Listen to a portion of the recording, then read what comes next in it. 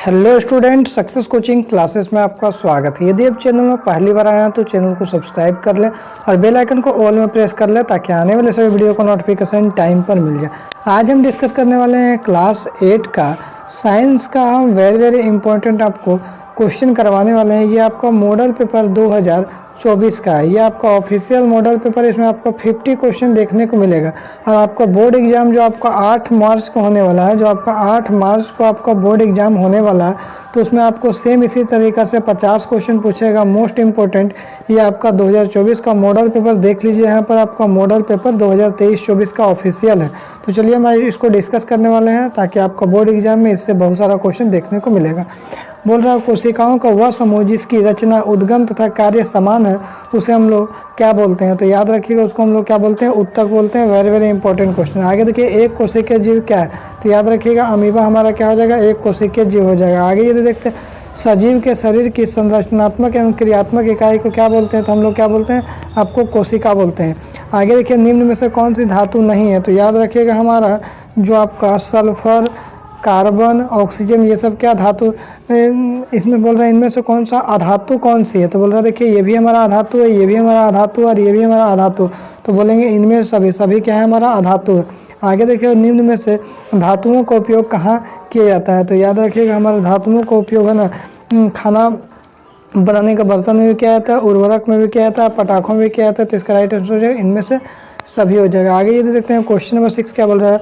कौन सी एकमात्र अधातु है जो विद्युत का सुचालक होता है? तो एक ही अधातु है आपका ग्रेफाइट है जो विद्युत का क्या होता है? सुचालक होता है। बाकी सब कुचालक होता है। आगे देखिए, सूक्ष्मजीव की वृद्धि को रोकने के लिए किसका उपयोग किया जाता है? तो याद रखिएगा आपका चीनी, खाद्य तेल और नमक। इसका राइट आंसर हो जाएगा इनमें से सभी हो जाएगा। आगे देखते हैं क्वेश्चन बोल रहा है लेग्यूम पौधों की जड़ों में कौन से जीवाणु उपस्थित रहता है? तो याद रखिएगा राइजोबियम। इसका बिल्कुल राइट आंसर हो जाएगा। आगे देखते हैं क्वेश्चन नंबर 9 क्या बोल रहा है? भिंडी की पीत किस सूक्ष्मजीव से होते हैं? तो याद रखिएगा इसका राइट आंसर हो जाता है विषाणु। इसका बिल्कुल राइट आंसर हो जाएगा। आगे देखिए, विद्युत धारा किसी पदार्थ पर किसी वांछित धातु को निक्षेपित करने की प्रक्रिया क्या कहलाता है? तो याद रखिएगा इसको विद्युत लेपन हम लोग बोलते हैं। कौन सा घोल विद्युत का कुचालक होता है? तो याद रखिएगा हमारा आसुत जल क्या होता है? विद्युत का आपका कुचालक होता है। आगे ये देखते हैं 12 नंबर क्वेश्चन क्या बोल रहा है? विद्युत अपघटन का क्या उपयोग है? तो याद रखिएगा विद्युत अपघटन का जो उपयोग है आपका इलेक्ट्रोप्लेटिंग में भी है, धातुओं को शुद्धिकरण में भी है, धातुओं को निष्कर्षण में भी है। तो इसका राइट आंसर हो जाएगा इनमें सभी हो जाएगा। आगे देखते हैं 13 क्या बोल रहा है? निम्न में से कौन सा जीवों का जनन का अलैंगिक विधि है? तो याद रखिएगा निषेचन हमारा क्या हो जाएगा? अलैंगिक विधि हो जाएगा। आगे देखते हैं 14 क्या बोल रहा है? बाह्य निषेचन किस में होता है? तो याद रखिएगा बाह्य निषेचन आपको क्या होता है? मेढक में, स्टारफिश में और मछली में। तो इसका राइट आंसर हो जाएगा इनमें सभी हो जाएगा। निषेचन के परिणाम स्वरूप क्या बनता है? तो याद रखिएगा निषेचन का परिणाम स्वरूप युग्मनज बनता है। ऑप्शन नंबर बी हमारा बिल्कुल राइट आंसर हो जाएगा। आगे देखते हैं क्वेश्चन बोल रहा है दो सतहों पर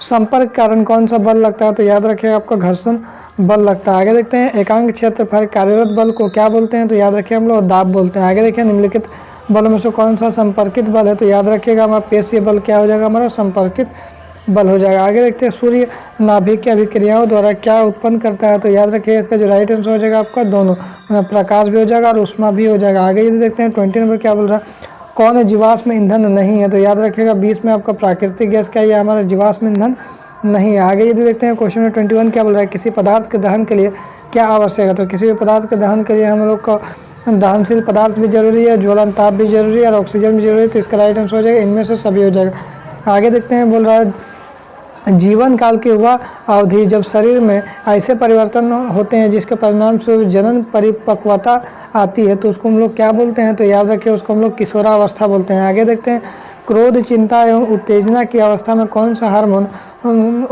उत्तरदायी है? तो याद रखिएगा हमारा कौन सा हार्मोन उत्तरदायी है?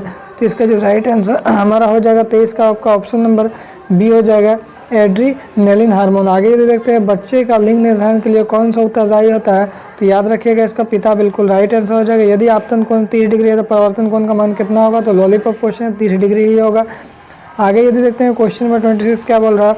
समतल दर्पण में बना प्रतिबिंब कैसा होता है? तो समतल दर्पण में प्रतिबिंब आभासी होता है। आगे 27 में देखिए वह यंत्र जो दृष्टि रेखा पर नहीं देखे दृष्टि रेखा पर नहीं रहने वाले वस्तुओं को भी दिखा सकता है। तो याद रखिएगा उसको परिस्कोप बोलते हैं। आगे यदि देखते हैं 28 क्या बोल रहा है? काटी गई फसल से बीजों या दोनों को अलग करना क्या कहलाता है? तो याद रखिएगा, उसको हम लोग क्या बोलते हैं? थ्रेसिंग बोलते हैं। अनाज के भंडारण के लिए अनाज में नमी की मात्रा क्या होनी चाहिए? तो याद रखिएगा, आपको 14% से कम होना चाहिए। आगे देखिए, किस जीव को किसानों का मित्र कहा जाता है? तो भैया याद रखिएगा, आपको केंचुओं को हम लोग किसानों का मित्र कहा जाता है। आगे देखते हैं, सूर्य के सबसे ऊपरी सतह का तापमान कितना होता है? तो याद रखिएगा, आपको 6000 डिग्री सेल्सियस होता है। आगे देखिए, निम्न में से कौन सा प्राकृतिक उपग्रह है? तो याद रखिएगा, आपका प्राकृतिक उपग्रह हो जाएगा आपका चंद्रमा हो जाएगा। आगे यदि देखते हैं क्वेश्चन में 33 क्या बोल रहा है? किस ग्रह का द्रव्यमान सबसे अधिक होता है? तो याद रखिएगा, हमारा बृहस्पति का सबसे अधिक होता है। घर्षण हमेशा क्या होता है? तो याद रखिएगा, घर्षण हमेशा आरोपित बल का विरोध कार्य करता है। आगे देखते हैं, घर्षण निर्भर करता है, किस पर निर्भर करता है? तो याद रखिएगा, हमारा दोनों पर निर्भर करता है, वस्तु के भार पर और पृष्ठ की प्रकृति पर। घर्षण बढ़ने का तरीका निम्न में से कौन सा? तो याद रखिएगा, इसका राइट आंसर हो जाएगा सतह रूखा होने पर क्या होता है? जो घर्षण बढ़ता है। आगे यदि देखते हैं 37 क्या बोल रहा है? इनमें से कौन संश्लेषित रेशा है? तो याद रखिएगा, हमारा नायलॉन संश्लेषित रेशा है। आगे देखिए, निम्न में से कौन 4R में नहीं है? तो याद रखिएगा, जो हमारा 4R में जो है ना, आपको रिमूव नहीं है। तो याद रखिएगा, आपका रिसाइकल भी हो जाता है और रीयूज भी होता है, रिड्यूस भी होता है, लेकिन रिमूव नहीं होता है। तो आगे देखते हैं, बोल रहा है इनमें से कौन पिघल जाती है परंतु जलती नहीं है? तो याद रखिएगा, पिघलता है लेकिन जलता नहीं है। तो नायलॉन इसका बिल्कुल राइट आंसर हो जाएगा। आवृत्ति का SI मात्रा क्या हो जाएगा? तो हज हो जाएगा। आगे देखिए, एक कंपन में लगने वाले समय को क्या कहते हैं? तो कंपन में लगने वाले समय को हम लोग क्या बोलते हैं? आवर्त काल बोलते हैं। आगे देखते, ध्वनि संचरित हो सकती है। तो ध्वनि संचरित हो सकती है किस में हो सकती है? तो याद रखिएगा, आपका ठोस, द्रव और गैस तीनों में हो सकता है। किसी आवेशित वस्तु से आवेश से को पृथ्वी में स्थानांतरित करने की प्रक्रिया को क्या कहते हैं? तो याद रखिएगा, इसको हम लोग क्या बोलते हैं? भू संपर्करण हो जाएगा। आगे देखते हैं क्वेश्चन नंबर 44 क्या बोल रहा है? भूकंप की शक्ति का परिमाण को कैसे मापा जाता है? भूकंप की शक्ति के परिमाण को कैसे मापा जाता है? तो याद रखिएगा, इसका सिस्मोग्राफ द्वारा। आवेश कितने प्रकार के होते हैं? तो याद रखिएगा, आवेश जो है 2 प्रकार का होता है। वायुमंडल में निलंबित सूक्ष्म ठोस या तरल कण के बादल को क्या कहते हैं? तो याद रखिएगा, हम लोग एरोसोल कहते हैं। आगे ही देखते हैं 47 बोल रहा है, वायुमंडल में ऑक्सीजन गैस की कितनी मात्रा है? तो याद रखिएगा, ऑक्सीजन जो गैस है उसका कितना मात्रा है? तो यहाँ हमारा हो जाएगा आपको 21%। यदि आपको नाइट्रोजन का मात्रा पूछेगा तो याद रखिएगा 78% हो जाएगा। आगे देखिए, वनोन्मूलन का स्थायी हल क्या है? तो वनोन्मूलन जो है उसका स्थायी हल क्या हो जाएगा? आपका पुनर्रोपण हो जाएगा। आगे यदि देखते हैं, काला सोना किसे कहा जाता है? तो काला सोना हमारा पेट्रोलियम को कहा जाता है। कौन सा प्राकृतिक संसाधन नहीं है? तो याद रखिएगा, हमारा कपड़ा जो है वो प्राकृतिक संसाधन नहीं है। याद रखिएगा, कपड़ा हमारा प्राकृतिक संसाधन नहीं है। तो यदि आपको वीडियो अच्छा लगे तो लाइक करिएगा, शेयर करिएगा। अगर चैनल में नए हैं तो चैनल को सब्सक्राइब जरूर करिएगा। फिर मिलते हैं नेक्स्ट वीडियो में। Thank you so much.